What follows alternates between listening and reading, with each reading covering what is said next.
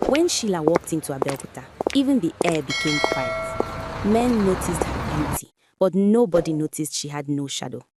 By the time people realized what her waist beads were doing, it was already too late. And if you think this is just a story, wait until you see what happened to the men who crossed her. The moment Lawrence saw her waist beads click in the market, something inside him snapped. He didn't know it yet, but his life would never be the same. Sheila stepped off the bus at Challenge Roundabout with a small bag and a smile that made the sun jealous. Her wrapper hugged her waist perfectly, and the beads around her hips clicked softly, a sound that felt alive, like rain tapping on tin. Market women froze, whispering, "Where did this one come from?" Sheila didn't answer. She never did, and that should have been the first warning. Lawrence, the richest man in Ibarra, couldn't take his eyes off her. He didn't know it yet, but his shadow had already been touched. 3 days later, Sheila bent to pick a tomato that rolled away. Her beads clicked as she moved. Lawrence's chest tightened. His hands shook as he helped her. "Please, let me replace these for you," he said, voice rougher than he intended. Sheila smiled, the honey gold in her eyes catching the light. She said softly, "I can manage." But she couldn't. The bag split. Tomatoes rolled everywhere. Lawrence didn't care. All he could hear was the clicking, the tiny voices urging him closer. Before we continue, if you're enjoying this story, please subscribe and turn on notifications, because what happens next will shock you. Trust me, you don't want to miss this. By the end of the week, Lawrence had bought her a phone. By the end of the month, a new apartment. But every gift, every gesture wasn't love, it was obsession. And the beads kept clicking. At home, Mama Kudi watched. That girl's beauty, it's not ordinary, like mango that never spoils. 3 men fell before, died with smiles on their faces and empty pockets. Her daughter laughed. "Mama, not every beautiful woman is a witch." Mama Kudi didn't laugh. She knew better. Lawrence's wife, Sugar, noticed changes. "What's wrong?" she asked. "Nothing," he lied. But he wasn't tired. He was hungry. Hungry for her, for the beads, for the impossible. Within 6 months, his shop struggled. Within a year, his wife left with the children. The clicking never stopped. Every night it echoed in his dreams, counting down to something terrible. Mama Kudi shook her head, grinding pepper for soup. "Someone needs to stop her," she whispered, "before she destroys this whole community." Lawrence was only the beginning. If you think that was bad, wait until you see what happens to Dr. Ben, the smart doctor who thought he could resist her. Dr. Ben was smarter than Lawrence, or so he thought. He'd watched Lawrence's fall from grace with the cold analysis of a man who trusted only in what he could see, touch, and measure. Ben was a surgeon at the state hospital, a man of science who'd spent years cutting open bodies and seeing exactly what made them work. That Lawrence was just weak, he told his colleague one afternoon in the hospital cafeteria. Let a woman destroy everything he built. Pathetic. His colleague, an older doctor named Benson, shook his head slowly. "It's not about weakness, Ben. I've seen this before. That girl, there's something not right about her." "Please, not you too," Ben laughed, but it came out sharp. "We're educated men. We don't believe in all this juju nonsense." "Education doesn't make you immune to everything," Benson said quietly. "Pride comes before destruction. Yes, I know the saying." Ben stood up, his white coat swishing. "But I'm not Lawrence. I have self-control." 3 weeks later, Ben met Sheila at a medical outreach in Isale Igbein. She'd come complaining of stomach pains. Nothing serious, just enough to get his attention. As he examined her, her stethoscope against her back, he heard it, that soft, rhythmic clicking. His hands began to shake. "Your beads," he said, his mouth suddenly dry. "They are unusual." "My grandmother gave them to me," Sheila said, and even through the thin hospital gown, he could see them glowing against her skin, red like blood, gold like stolen sunlight, black like the space between stars. "They are meant to protect." "Protect from what?" She turned to look at him, and in that moment, Ben saw something flicker behind her eyes, something old and hungry and patient. From men who think they are too smart to fall. He should have run. Every instinct screamed at him to walk away, to forget he'd ever seen her. But the clicking of those beads was already in his head, already burrowing into the spaces between his thoughts. That night, Ben dreamt of Sheila for the first time. In the dream, her beads unwound from her waist and wrapped around his throat, gentle at first, then tighter, tighter, until he couldn't breathe, couldn't think, couldn't be anything except hers. He woke up gasping, his wife, Lara, shaking him awake. Ben, you are screaming." He looked at her, his wife of 8 years, mother of his 2 sons, the woman who'd supported him through medical school when they had nothing and felt nothing. Just emptiness where his love used to be and a hunger for something else. "I'm fine," he said, pushing her away. "Just a bad dream." But it wasn't just a bad dream. It was a premonition. Within a month, Ben was spending every lunch break at Sheila's apartment. Within 3 months, he was performing extra surgeries and pocketing the money to buy her gifts, gold jewelry to match her beads, expensive clothes, a car. His hands, usually so steady in the operating room, began to shake. He made his first mistake during a routine appendicitis, a small nick in the patient's intestine that could have been fatal.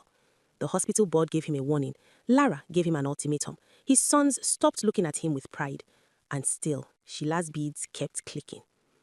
Mama Kudi watched it all from her window, watched another strong man crumble like wet sugar, watched another family scatter like birds before a storm. She counted them now: Lawrence, Ben, and before them, others whose names people had forgotten. She muttered to herself, grinding pepper for soup. Someone needs to stop her before she destroys this whole community. But who could stop a woman whose beauty was a weapon, whose beads held power older than the city itself? The answer would come from an unexpected place. Jason was nobody special. At least, that's what people thought when they saw him. Just another bus conductor calling out destinations at Panseke Motor Park. His voice hoarse from shouting all day, his clothes dusty from running after vehicles. 28 years old with nothing to show for it except calloused hands and dreams he'd stopped sharing with people. But Jason had something the other men didn't have. He'd already lost everything once. 5 years ago, he'd been engaged to a girl named Amaka. Beautiful girl, sweet smile, softer voice. They'd planned their wedding down to the color of the napkins. Then, 2 weeks before the ceremony, she'd vanished, ran off with a Lebanese contractor who'd promised her a life in Dubai. The betrayal had broken something in Jason, but it had also freed him. He'd learned to live with an empty chest, to function without the hope that usually kept men human. Women still attracted him. He wasn't dead, but there was a wall now, a distance he couldn't cross even when he wanted to. "You are too guarded," his friend Tunde often told him. "You need to open your heart again, guy." Jason would just smile and change the subject. His heart had opened once, and someone had reached in and stolen everything valuable. He wasn't making that mistake again. So, when Sheila got on his bus one Tuesday afternoon, clicking her way down the aisle with those beads singing their ancient song, Jason barely glanced at her. "Olumorok," she said, her voice like honey, like promises, like everything men dreamed about. 20 naira, Jason said flatly, not meeting her eyes. She paid. The coins were warm from her hand, but Jason's fingers stayed cold. He gave her change and moved on to the next passenger, shouting, "Olumorok, Ibara, Esalegbe." Sheila sat in the back, confused. For the first time in years, a man had looked at her and seen nothing special. Her beads had clicked, her power had reached out, and it had found nothing. Just empty space where desire should have burned. It intrigued her, it annoyed her, it challenged her. Over the next few weeks, Sheila made a point of taking Jason's bus whenever she could. She wore her tightest wrappers, her beads stacked 3 layers deep, clicking with every breath. She smiled at him, touched his arm when giving him money, even accidentally brushed against him in a crowded bus. Nothing. Jason remained polite but distant, his eyes sliding past her like she was just another passenger in an endless stream of passengers. "You are too different from other men," Sheila said to him one day, frustration creeping into her honey voice. Jason shrugged, counting money. "We are moving. Olomorok, hold tight." But Sheila couldn't let it go. In her century of hunting, yes, century, though she looked 25, she'd never met prey she couldn't catch. The beads had never failed her. They were consecrated in blood and old promises, given to her by something that lived in the space between midnight and dawn, something that fed on men's desperation the way fire feeds on air. The beads should have worked on Jason. His emptiness should have made him even more vulnerable, not less. So she began to watch him more carefully, following the patterns of his life. Jason lived in a single room in Itoko, near the old textile market. He woke up at 4 a.m. every day, attended early morning prayer at a small church, then worked until dark. He sent money to his mother in the village. He had no vices, didn't smoke, barely drank, avoided parties. His emptiness wasn't weakness, Sheila realized with growing unease. It was armor.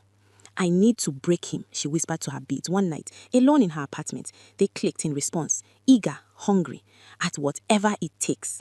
Because Jason represented something dangerous, proof that her power had limits, and if one man could resist her, others might learn how. She couldn't allow that. But what Sheila didn't know was that Jason had noticed her too, Not because he was attracted, the wall around his heart was too high for that, but because something about her felt wrong, like spoiled meat wrapped in beautiful packaging, like danger dressed in silk. And Jason, who had already lost everything once, had developed an instinct for danger. Mama Kudi found Jason at the motor park on a Saturday afternoon. "You," she said, pointing at him with a finger twisted by arthritis. You're the conductor everybody's talking about, the one who doesn't fall for that girl's tricks." Jason looked up from washing his bus, water dripping from his hands. "Ma? That girl with the beads, Sheila." Mama Kudi moved closer, her voice dropping to a whisper, even though they were alone. "She's destroyed 2 men already, Lawrence and Dr. Ben. Both of them were strong, wealthy, had families. Now look at them, empty shells, broke, alone. And you know what's the same about all of them?" Jason waited. "They all fell for her beads. Those waist beads she wears, they are not ordinary. They are tied to something evil, something that feeds on men's desire and leaves nothing behind but bones." In the old days, Jason would have dismissed this as superstition, but he'd been in Lagos, seen things that couldn't be explained by logic alone. He'd watched his former landlord's wife disappear one night and return 3 days later with no memory and marks on her neck that looked like teeth. He'd heard stories from his mother about the old ways, about things that walked in human skin. "Why are you telling me this, Ma?" "Because you are the first man she can't catch," said Mama Kudi, "and that makes you dangerous to her. She's going to come after you harder now. Try to break whatever makes you immune. You need to be careful." "I appreciate the warning, Ma, but this isn't just about you." The old woman's voice cracked like thunder. "That girl is eating up this community one man at a time. Their families suffer, their children go hungry, their wives cry themselves to sleep. Somebody has to stop her, and I think that somebody is you." Jason wanted to refuse. He had enough problems, too many in fact. He was barely surviving, sending money home while trying to save enough to start his own transport business. Getting involved with a witch or demon or whatever Sheila was would only complicate his life. But then he thought about Lawrence, who used to give him extra tips, now begging for money at the market. Thought about Dr. Ben, who had once treated his mother for free when she visited, now too broken to hold the stethoscope. "What would I need to do?" he asked quietly. Mama Kudi smiled, showing gaps where teeth used to be. "First, you need to understand what she is." That night, Jason learnt about the waist bead women, creatures that had existed for centuries, feeding on men's life force through seduction. The beads were their hunting tools, enchanted to draw out a man's essence, leaving him hollow. Some said they were once human women who'd made dark bargains. Others said they were spirits who'd learned to wear flesh. The only way to stop her, Mama Kudi explained, is to break the beads, but they are protected. Trying to cut them off her will kill whoever tries. The only way is to make her take them off willingly. "And how do I do that?" "Make her fall in love with you. Real love, not the twisted hunger she usually feels. If she truly loves you, she'll want to be human again, to be real. Then the beads will lose their power." Jason laughed bitterly. "Ma, I can't even get a normal woman to love me. How am I supposed to make a demon fall in love?" "You already have something she wants. You're immune to her tricks. That fascinates her. Use that fascination. Make her feel something she's forgotten how to feel." It sounded impossible, but Jason thought about his mother, who'd worked herself half to death to raise him alone. Thought about all the women like Sugar and Lara, watching their families crumble. Thought about the children who had lost their fathers to Sheila's hunger. "I'll try," he said finally. Mama Kudi nodded. "Good, but be careful, Jason. The moment you start this game, you're putting your soul at risk. One mistake, one moment of weakness, and you'll end up worse than Lawrence or Ben." "I've already lost my soul," Jason said quietly. "Can't lose what you don't have." The old woman looked at him sadly. "Oh, child, you have more soul than you think. That's what makes you dangerous to her and what makes you vulnerable." The next day, Jason did something he never did. He smiled at Sheila when she got on his bus. It was a small smile, barely there, but Sheila noticed immediately. Her beads clicked excitedly, sensing a crack in her armor. "Good morning," she said, her voice dripping sweetness. "Morning. You take this bus a lot. You walk near Oluma Rock?" It was the first personal question he'd ever asked her, and Sheila's heart, if she still had one, skipped a beat. Yes, I work from home. I'm a seamstress." "That's nice. Good skill to have." The conversation was nothing, meaningless small talk, but to Sheila it felt like victory. The wall was cracking. Soon he'd be like all the others, hungry, desperate, hers. But then, over the following weeks, something strange happened. Jason continued to be friendly, but never crossed the line into desire. He remembered her name, asked about her day, even helped her carry heavy bags once, but his eyes never lingered on her curves, never glazed over when her beads clicked. He treated her like a person. It confused her, made her angry, made her feel something she hadn't felt in decades, curiosity about someone other than herself. "You're not like other men," she said to him one evening, the last passenger getting off the bus. "You've said that before. I mean it. Other men look at me and see only what they want. You look at me and see... She trailed off unsure. A person? Jason suggested. Someone with a life and problems and dreams? Sheila laughed, but he came out bitter. I haven't had dreams in a long time. Why not? The question was simple, but it hit her like a punch. Why not? Because I traded my dreams for power, traded my humanity for eternal beauty, traded my soul for these beads that never stopped clicking, clicking, clicking. It's complicated, she whispered. Jason looked at her then, really looked, not at her body, but into her eyes, and Sheila felt something shift inside her chest, something that felt almost like pain. Everything worth talking about is complicated, Jason said gently. Doesn't mean it's not worth talking about. And for the first time in 100 years, Sheila felt tears sting her eyes. Sheila stopped hunting. It wasn't a conscious decision at first. She just forgot to seduce the men who stared at her. Forgot to let her beads work their magic on the wealthy businessmen who approached her. Her mind was elsewhere, caught on the puzzle of Jason, the man who saw her without wanting to consume her. She began taking his bus even when she didn't need to go anywhere, just to sit in the back and watch him walk. Watched how he helped elderly women with their bags, how he laughed with the market sellers, how he gave free rides to children going to school. You are too kind for this world, she told him one day. Kindness isn't weakness, Jason replied, not looking at her. It's the only thing that makes us human. Human. The word echoed in Sheila's mind. What did it even mean to be human? She'd forgotten what it felt like to be vulnerable, to need, to love without devouring. But something was happening to her. The beads felt heavier now, uncomfortable against her skin. They still clicked, but the sound no longer pleased her. It sounded like chains, like prison bars, like the ticking of a clock counting down to something terrible. Jason, she said one evening, when they were alone at the motor park. The sun was setting, painting everything orange and gold. Can you tell me something? He stopped cleaning his bus and looked at her. Of course. I'm not what you think I am. I know. The words hit her like cold water. You know? I've known for a while, Jason said quietly. Mama Kudi told me about the beads, about the men you've destroyed, about what you are. Sheila's heart, yes, she realized with shock, her heart was beating again, began to race. Then why? Why did you keep talking to me? Why were you kind to me? Because kindness isn't something you earn. It's something you give, especially to those who need it most. He stepped closer, his voice gentle. You are trapped, aren't you? By those beads, by whatever bargain you made to get them. You've been trapped so long, you forgot what freedom feels like. Tears began sliding down Sheila's face. Real tears, hot and wet and human. I was 17. My father had just died. We had nothing. No money, no food, no hope. A woman came to me in the night and offered me power, beauty that would never fade, the ability to make men give me anything I wanted. All I had to do was wear the beads and feed them. Feed them? Men's life force, their hopes, their dreams, their love, everything that makes them alive. The beads consume it, and I get to stay young forever. She laughed bitterly.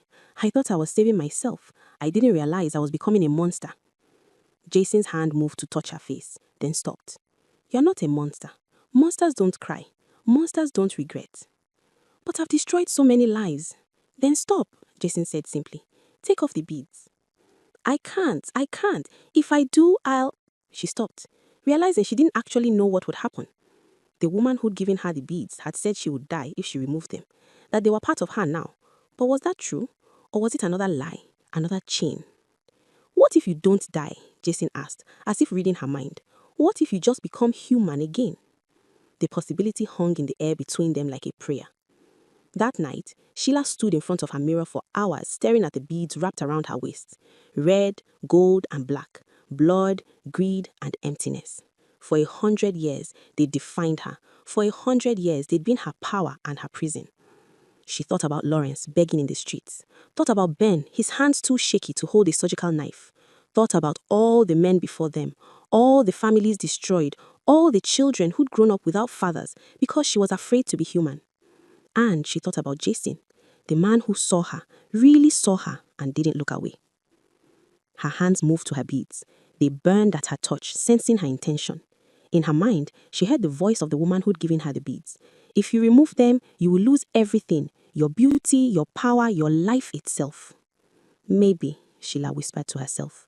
Or maybe I'll finally get to live. She pulled. The beads resisted, tightening around her waist like a snake.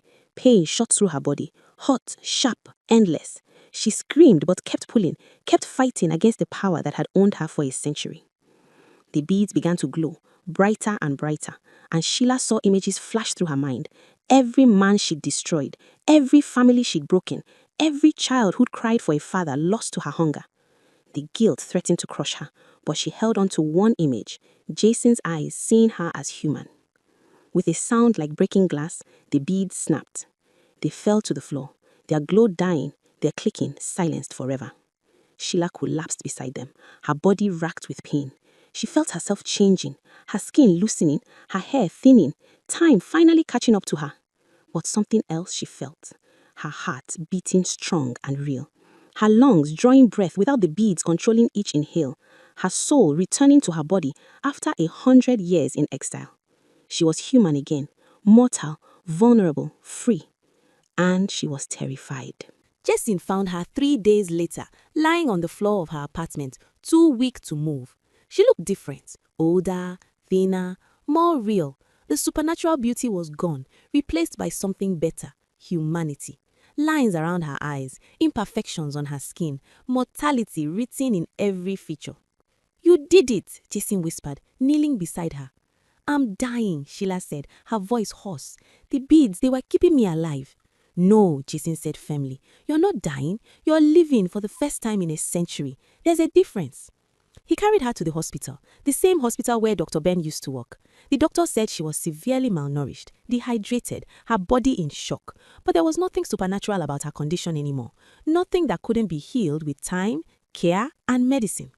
Jason visited her every day, brought her food, told her stories about his passengers, made her laugh with his terrible jokes. Slowly, painfully, Sheila began to recover. "Why are you doing this?" she asked him one afternoon. "After everything I've done, why do you care?" "Because everyone deserves a second chance," Jason said simply. "Even people who don't think they deserve it, especially those people." As Sheila healed, she insisted on making amends. It wasn't enough, could never be enough, but it was something.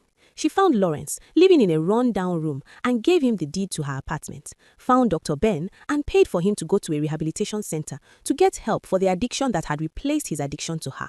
She couldn't give them back the years she'd stolen, couldn't restore their families, but she could help them start rebuilding. "I'm sorry," she told each of them. The words felt inadequate, too small for the damage she'd caused, but they were real and they were true, and that had to count for something. Lawrence looked at her, really looked, seeing her as human for the first time, and slowly nodded. "I forgive you," he said, "not because you deserve it, but because I deserve peace." Dr. Ben was harder. His hand still shook when he saw her. His eyes still held the haunted look of a man who'd lost everything. But eventually he said, "I can't forgive you yet. Maybe I never will. But I won't let you keep destroying my life. I'm taking it back." It was more than Sheila had hoped for. Months passed. Sheila got a job in a textile factory in Itoku, earning honest money for the first time in her life. It was hard work. Her hands blistered, her back ached, her body reminded her that she was no longer young and invulnerable. But there was something beautiful about the pain. It meant she was real. She and Jason grew closer, but not in the way her old self would have pursued him. There was no seduction, no games, no power plays. Just two broken people learning to trust again, one small conversation at a time. "I don't deserve you," Sheila told him one evening, as they sat on a bench near Olumo Rock, watching the sunset paint the city gold. "Good thing love isn't about deserving," Jason replied. "It's about choosing, every day, choosing to see the best in someone, even when they can't see it themselves." Sheila looked at him, this man who'd saved her not with weapons or magic, but with simple kindness, and felt her human heart swell with something she'd forgotten existed. Love. Real, messy, complicated, beautiful love. "The beads are gone," she said softly, "but I'm still scared. Scared that I'll hurt you. Scared that I'm still a monster inside." "We're all monsters inside," Jason said. "We're also all angels. The question isn't what you were, it's what you choose to be now." And Sheila chose to be human. Listen, this story isn't just about waist beads or supernatural beauty. It's about the beads we all wear, the masks, the lies, the versions of ourselves we present to get what we want. Maybe your beads are the fake personality you put on to attract someone. Maybe they are the image you maintain on social media that's slowly destroying your real life. Maybe they're the lies you tell yourself about who you are and what you're worth. But here's the truth that Sheila learned the hard way. Anything you gain through deception, you lose to reality. Any relationship built on manipulation will eventually collapse. Any power that comes from making others weak will ultimately make you weaker. If this story touched you, if it made you think about your own life and the beads you might be wearing, do me a favor. Subscribe to this channel and share this video with someone who needs to hear it. Drop a comment telling me what beads you're ready to take off. And remember, you are not defined by your worst choices. You are defined by what you do after you make them. Choose redemption. Choose authenticity. Choose to be beautifully, messily, perfectly human. Until the next story, keep your heart real and your spirit free.